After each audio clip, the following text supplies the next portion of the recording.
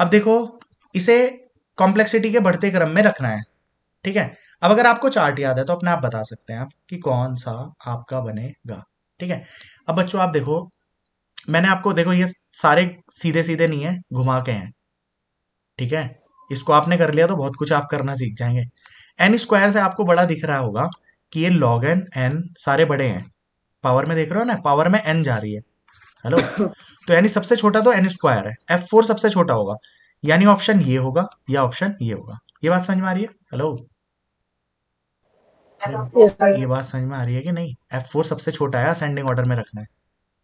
अब यहां से तो बात होगी, आपको वैसे भी दिख रहा था F4 सबसे छोटा है ही, तो यानी ये दोनों ऑप्शन है, ये दोनों तो अब वैसे भी खत्म हो गए। अब इसकी हेल्प से हमें ये पता चल गया सबसे लास्ट में कौन आना है, F1। अरे बच्चों, सॉल्व करने में थोड़ा ना यस स्मार्ट सर्चिंग भी करनी चाहिए। तो यानी हमें पता चल गया, अब इन दोनों का तो हमें देखना ही नहीं है, अब ये दोनों में से कौन छोटा है बस वो देखना है। अब इसको अगर कभी आपको समझ में ना आए तो आप इन दोनों को ऐसे रख लो। अब पता नहीं चल रहा यार कौन है, या तो आप वैल्यूज रख के देख लो बच्चों, क्या रख के देख लीजिए, सर। वैल्यूज, है ना। वैल्यूज। मैं मान लीजिए वैल्यू रख लेता हूं, क्या, कुछ ऐसी वैल्यू रख लो जिसका स्क्वायर या क्यूब निकल के आ जाए। अगर मैं 32 रखूं, क्या रखूं बच्चों, 32, 32। या 64 रख लो, 64 में लॉग एन भी हो जाएगा और अंडर रूट एन भी हो जाएगा, है ना। तो अगर यस 64 सर। रख रहा हूं तो लॉग 2 बेस 64 कितना होगा बच्चों, 2 की पावर 6। तो यानी क्या आ जाएगा, 6। तो ये तो बन गया n की पावर 6। पहला तरीका बता रहा हूं, दूसरा भी बताऊंगा। n की power under root N, N की वैल्यू कितनी रखी है मैंने, 64। 64 किसका होता है 8। बच्चों, 8 का। तो यानी ये आ जाएगा n की पावर 6, ये आ जाएगा n की पावर 8। बड़ा कौन एनजी पावर। है ना।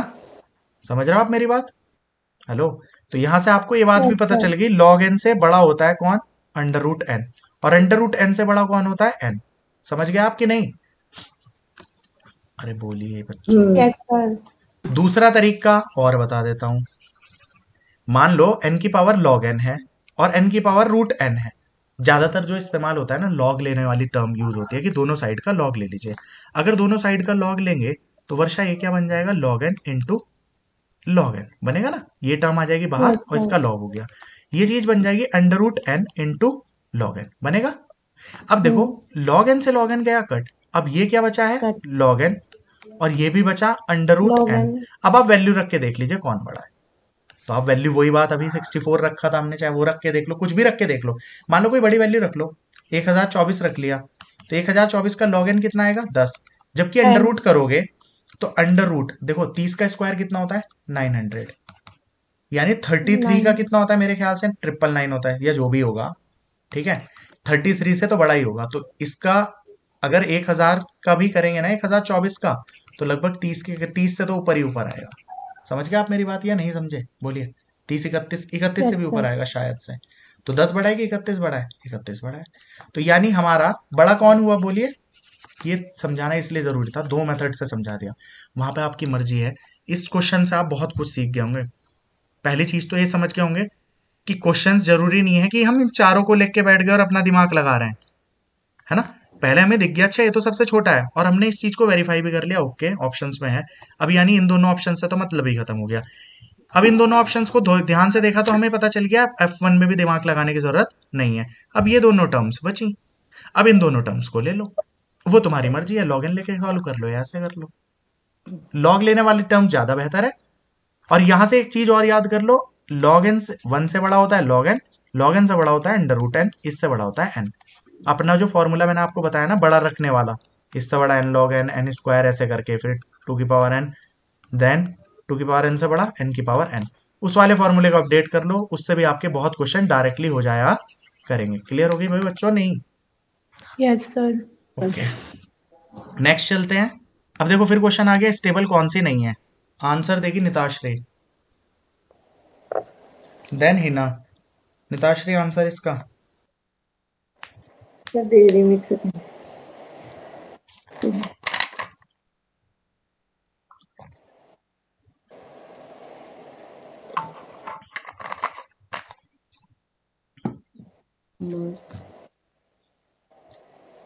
पौन घंटा होने वाला है बच्चों, अभी बहुत सारे क्वेश्चन बच रहे हैं शायद। कितने हो गए, 30 के करीब तो हो गए, ठीक है, नॉट बैड। 10-12 मिनट हमारे उसमें भी चले गए ना ये क्विक समझने में। Quick sort sir. Quick sort. Okay, Hina सही बोल रही है ये। हाँ जी सर। मर्ज सॉर्ट में ऐसे सर ऐसे मर्ज। करके होता है ना। इंसर्शन में भी हम क्या करते हैं, इसकी इससे कंपैरिजन ऐसे करके चलाते हैं, बबल में भी ऐसे ही होता है। मैं तो इससे ध्यान रखोगे ना आप। क्विक में क्या होता है, इसको मानते हैं, पूरे से कंपैरिजन करते हैं, देन स्वैप होता है। एक्सचेंज में भी ऐसा ही होता है, पहले को मानते हैं मिनिमम, पूरे से कंपैरिजन करते हैं, जो छोटा होता है उससे स्वैप होता है। सेम हीप सॉर्ट में भी ऐसा ही होता है कि क्या करते हैं, हम इसको डिलीट करते हैं, किसी एक से स्वैप करते हैं। ये 3 तरीके से अगर आप ध्यान रखेंगे ना, जिंदगी में गलती नहीं होगी। ठीक है। तो स्टेबल कौन सा हो गया, आंसर आपको सीधा मिल जाएगा कि आपका स्टेबल कौन नहीं है, quick sort. Okay. Which on the following algorithm can not sort N numbers in order of N में कौन सॉल्व नहीं कर सकता। उसने बेस्ट केस वर्स्ट केस कुछ बोला ही नहीं है। अब देखिए, ये क्वेश्चन अभी के लिए आपको रेडिक सॉर्ट की हमने करी थी ना, ऑर्डर ऑफ एन आई थी कॉम्प्लेक्सिटी, तो यानी ये तो आंसर है नहीं। बकेट और काउंटिंग दोनों इसके जैसी होती हैं, बट मैंने ये दोनों ना भी पढ़ रखी होती तो बच्चों आपको हीप सॉर्ट मैंने बताई थी। हीप सॉर्ट में प्रोसेस तो मैंने बोला था ट्री कर लेंगे उसके बाद होगा। हीप सॉर्ट हमारी बच रही है। हीप सॉर्ट की बच्चों हर केस में एन लॉग एन होती है, like an merge log sort. N. Like merge sort. But कैसे होती, हीप में बहुत सारे क्वेश्चन है। हीप में एक इंसर्शन में कितनी होती है, हीप में एन इंसर्शन में कितनी होगी, एक डिलीशन में कितनी होगी, है ना। हीप में मैक्सिमम फाइंड आउट करने की क्या होती है, मैक्स हीप में। मैक्स हीप में मिनिमम फाइंड आउट करने की कितनी होती है, मिन हीप में मैक्सिमम फाइंड आउट करने की कितनी होती है, मिन हीप में मिनिमम फाइंड आउट करने की कितनी होती है। तो 10-12 से भी ज्यादा क्वेश्चन है जो हीप सॉर्ट में आते हैं। कॉम्प्लेक्सिटी का तो कभी कम ही आता है, क्योंकि कॉम्प्लेक्सिटी यूज सबकी लगभग सेम होती है इसलिए। ठीक है। तो हीप सॉर्ट से सबसे ज्यादा क्वेश्चन मतलब कौन सा बन सकता है, एक तो पेरेंट वाला बन सकता है कि आयत का लेफ्ट चाइल्ड का होता है तो 2i पे होता है, राइट का होता है 2i+1 पे होता है ना। तो हीप सॉर्ट में से जैसे मैंने अभी ये 10-12 क्वेश्चन बता दिए ना, इसके बाद कुछ नहीं आता। या फिर पूछ लेगा एक इंसर्शन के बाद हीप क्या होगा या एक डिलीशन के बाद क्या होगा। ये 14-15 क्वेश्चन में से एक क्वेश्चन बनेगा हीप सॉर्ट में डेफिनेटली, बात खत्म। तो फिलहाल अभी के लिए ये मैंने डाला था, ये नहीं था कि हीप सॉर्ट इसमें है, क्वेश्चन ऐसे थोड़ी देखे हैं। तो आपके पास हीप सॉर्ट की एन लॉग एन होती है, तो आपको बाकी होगी पता होती या नहीं होती, स्टिल आप क्वेश्चन सही कराते। क्लियर हो गई भाई। हेलो, है ना। ये वाला भी क्लियर था, सबको क्लियर हो रहे हैं ना यहाँ तक के सारे yes sir. Question. Okay. Yes sir.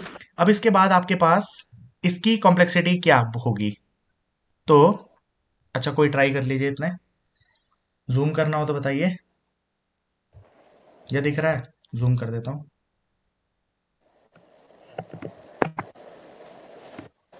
ये है आपका,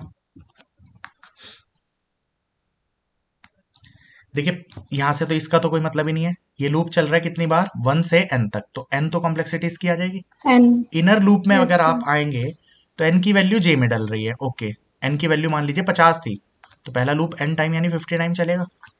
n की वैल्यू इसमें गई, आई चेक करेगा तो आई पहले 1 होगा, फिर 2 होगा, फिर 3, फिर 4। यानी अंदर वाला जो लूप है हाफ टाइम ही चलेगा। यानी आप कह सकते हैं लूप n/2 टाइम चल रहा है। n टाइम भले से चला लो, मगर अंदर n/2 टाइम चल रहा है। अब इसके अंदर जो ये इफ है, तो ये लूप में थोड़ी कंसिडर का होगा कितनी बार चल रहा है। मगर ये हिस्सा अगर आप देखें तो जे की वैल्यू 1 से चल रहा है, कहां तक, जे प्लस प्लस अगर हो रहा होता तो ये लूप भी कितनी बार चल रहा होता, काइंड ऑफ एन टाइम चल रहा होता। लेकिन अभी j/2 हो रहा है हमेशा।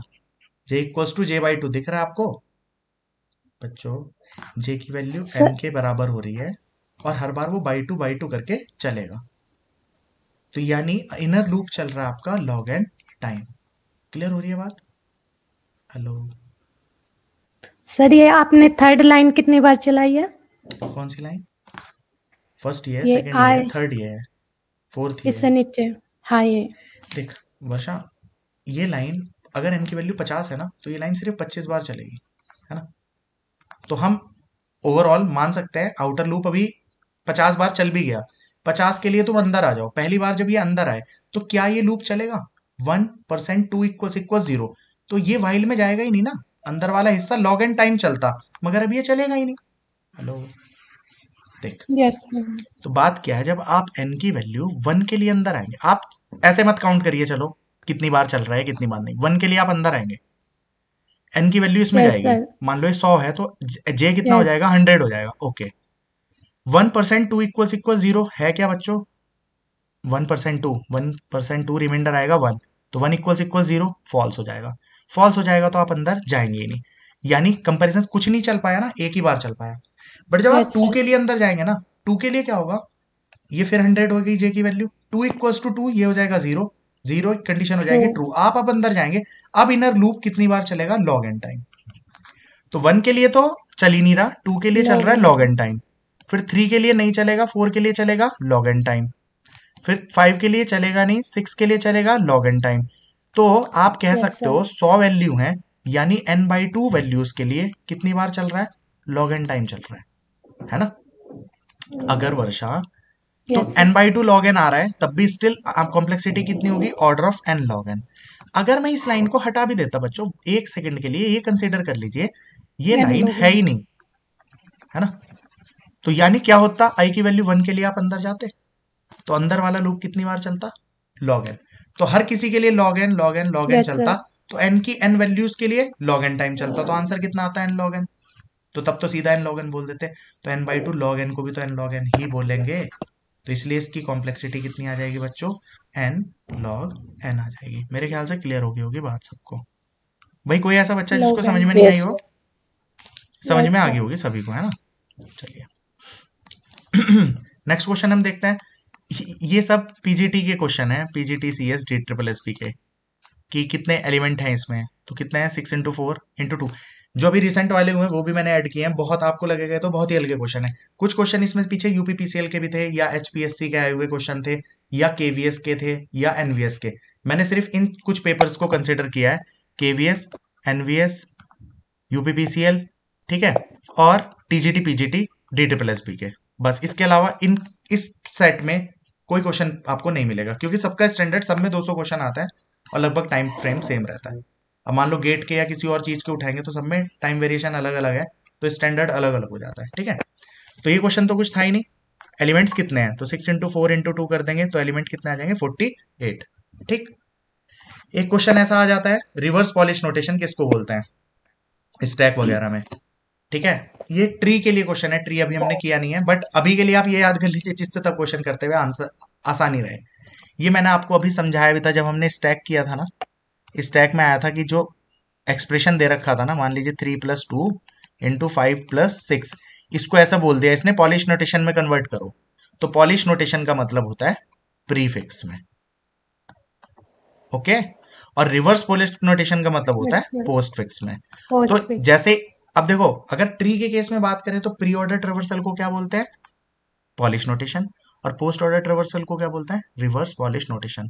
तो ये चीज पता होनी चाहिए, प्री को क्या बोलते हैं, पॉलिश नोटेशन, और पोस्ट को क्या बोलते हैं, रिवर्स पॉलिश नोटेशन। तो ये क्वेश्चन भी इंपॉर्टेंट है। हाँ जी बताइए। तो ये स्टैक में भी बन सकता है प्लस ट्री में भी बन सकता है, तो क्वेश्चन इंपॉर्टेंट था तो यहाँ रख दिया। बोलिए गौरव, कुछ बोला था आपने, चलो छोड़ो। अगला क्वेश्चन है, which on the following statement declare करती है एक वन डायमेंशनल एरे एक्स जिसके अंदर 50 एलिमेंट चाहिए। तो आप बना सकते हैं x50, है ना, 50 एलिमेंट बन गए। एक 2 डायमेंशनल एरे ए जिसके अंदर 20 एलिमेंट्स हैं, 5 रो हैं 4 कॉलम। तो आप ए 5 रोज चाहिए 4 कॉलम चाहिए, ऐसे लिख सकते हैं। 5 × 4 20 एलिमेंट्स हो गए। अब नीचे ढूंढ लीजिए कौन सा आंसर है। ये वाला आंसर x50 तो ठीक है, ये 4 और 5 है, एलिमेंट्स तो टोटल 20 है, बट इसमें 4 रो हैं 5 कॉलम है, तो ये सही नहीं है, ये सही है। ये वाला देखें तो इसमें 3 एरे हैं, x नाम का एक, और a(5) भी है, a(4) है। ये तो सिंटेक्स वाइज सही है ही नहीं, क्योंकि एक नाम के 2 एरे आप क्रिएट नहीं कर सकते। ये बात समझ में आ रही है बच्चों की नहीं, ये दोनों में एरर थी। भाई x नाम का एरे बन गया, ओके, a(5) तो 5 एलिमेंट का एरे बन गया, a0 से a5 तक। अगला एरे बना रहे हैं a4 का, बनेगा ही नहीं। क्लियर हो रही है, कोई बोल भी दो। ये हाँ एरर जी। वाले यस सर। क्वेश्चन भी आएंगे आपके। अभी ये आपका पार्ट नहीं था, ये थोड़ा सी का पार्ट भी है, तो सी में करेंगे तो और अच्छे से